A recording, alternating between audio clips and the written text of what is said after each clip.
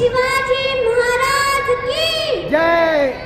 अनेक माणसं वाघासारखी राहतात, अनेक माणसं वाघासारखी जगतात, अनेक माणसं वाघासारखी बोलतात, अनेक माणसं वाघासारखी कार्य करतात. पण शेतकऱ्यांना वाघ बनवायचं काम फक्त आणि फक्त शिवरायांचेच विचार करतात, शिवरायांचेच विचार करतात. तुम्ही कोणत्याही देशाचा, इंग्लंडचा, फ्रान्सचा, अमेरिकाचा, चीनचा, नाहीतर त्या पाकिस्तानाचा कोणताही असा एक महापुरुष दाखवा की त्याचा गुण गान गात असताना त्याचं, त्याच्या देवाचं, त्याच्या धर्माचं, त्याच्या आईचं, त्याच्या वडिलांचं, त्याच्या सहकाऱ्यांचं 4 दशकानंतरही जय जयकार केला जातो. असा हा महापुरुष शोधूनही सापडणार नाही. पण तोच महापुरुष या भारताच्या मातीत जन्माला आलाय. त्याचं नाव म्हणजे छत्रपती शिवाजी महाराज. 65 किलोची तलवार वागवतो. त्यांचं नाव येसाजी. 3000 सैन्याची एकटाच झुंज देतो. त्यांचं नाव बाजी. हात तुटला तरी शत्रूशी लढतो. त्यांचं नाव तान्हाजी. दिल्लीहून पुण्याला 8 तासामध्ये घोळतो. त्यांचं नाव संताजी. शत्रूच्या शाळेत घुसून सोन्याचे कळस कापून आणतो. त्यांचं नाव धनाजी. वाघाच्या समोर जाऊन वाघालाच फाडतो. त्यांचं नाव संभाजी. आणि या सर्वांना जमा करून रायतेच्या राज्यासाठी लढवये बनवतो. त्यांचं नाव छत्रपती शिवाजी महाराज. शिवरायांनी जीवावर जीव देणारी माणसं निर्माण केली. महाराजांनी तान्हाजीला बोलवावं आणि म्हणावं, तान्हा तेवढा पंधरा घ्या, मग तुमच्या विधानसभेच्या तिकिटाचं पक्क करू. बाजी तेवढी फिरते लढवा, मग तुम्हा जिल्हा बँकेचा अध्यक्ष करू. मग जिल्हा साहेब महाराजांनी आपल्या सौंदर्यांना ती माणसं मरायला तयार झाली. महाराजांनी स्पष्ट सांगितलं, हे तुझं राज्य आहे. तुला जर वाटत असेल माझं राज्य व्हावं तर रे. तुला जर वाटत असेल माझ्या उद्याच्या पिढ्या सुखानं नांदाव्या तर रे. तुला जर वाटत असेल माझ्या आई बहिणी सुखानं राहाव्या तर रे. शिवरायांचं राज्य म्हणून नाही तर रयतेचं राज्य म्हणून आहे. म्हणून जीवावर जीव देणारी माणसं तयार झाली. या प्रवाहात माणसं सामील झाली. जात पात धर्म भेदभाव न करता रयतेला सुखाचे दिवस आले. शिवकाळ हा जगातला पहिला काळ. इथे माणसं जगण्यासाठी नाही तर एका पायावर मरण्यासाठी तयार झाली. एक गाव उत्तर भारतातल्या कवीला महाराजांचा इतिहास कळला. तो महाराष्ट्रात आला आणि रायश्वराच्या मंदिरात महाराजांवर कविता करू लागला. महाराज पण तिथेच होते. त्याने महाराजांना ओळखले नाही. त्याला महाराज म्हणाले, कोण तू? कविभूषण. कुठून आला?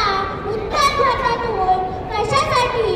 शिवाजी महाराजांवर कविता करण्यासाठी. म्हण मग, द्राविड उमरा दंड कर, चीट मुद्रा झुंड कर, भूषण मी धृंड कर, जैसे मुगराज है तेज कम अंस पर, कामज मी कंस पर, तो मले चमन सपर, शेर शिवराज है. समोर असलेल्या माणसाला कविता आवडली. समोर असलेला माणूस कविभूषणला म्हणाला, परत एकदा म्हटली, पुन्हा म्हटली, आणखीन म्हटली. शेवटी कविभूषण म्हणून थकून गेला आणि समोर असलेल्या माणसाला म्हणाला, कोण तुम्ही? मी शिवाजी महाराज. अरे तू जितके वेळ कविता म्हणत होता तितके लाख मी तुला देत होतो.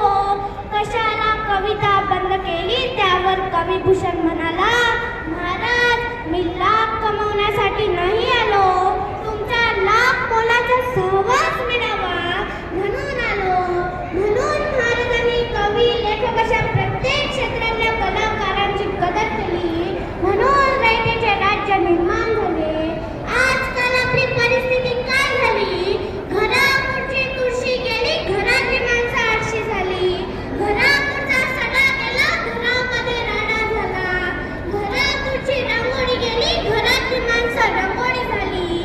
आईची मम्मी झाली, मम्मी रमी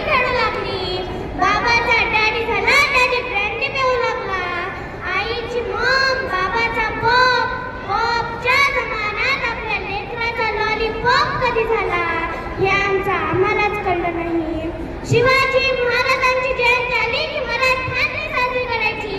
बाबासाहेबांची जयंती आली की बौद्धांनी साजरी करायची. महात्मा फुलेंची जयंती आली की माड्यांनी साजरी करायची.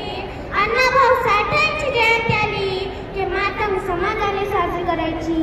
अरे हे बंद करा उत्पात, थांबवा आपला हात. सामर्थ्य जावं न व्यर्थ, याला काहीसा अर्थ येऊ द्या रे. हा देश माझा, याचे भान जरासे राहू द्या रे. याचे भान जरासे राहू द्या. जाती जातीत वाटून घेतले आम्ही जगातला असा एकमेव राजा आहे की ज्याच्या दरबारात नृत्यांगना कधी नाचलीच नाही.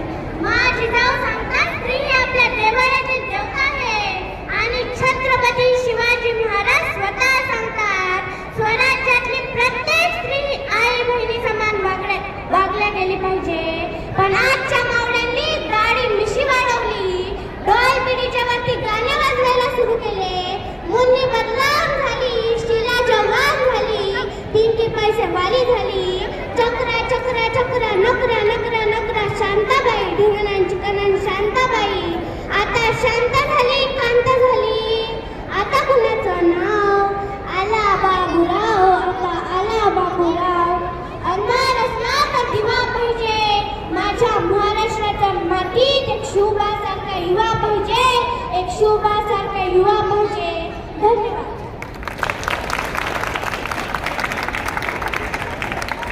एवढ्या छोट्याशा मुलीने एकदम आपल्याला पूर्ण सध्याच्या सुरू असलेल्या परिस्थितीची जाणीव करून दिली.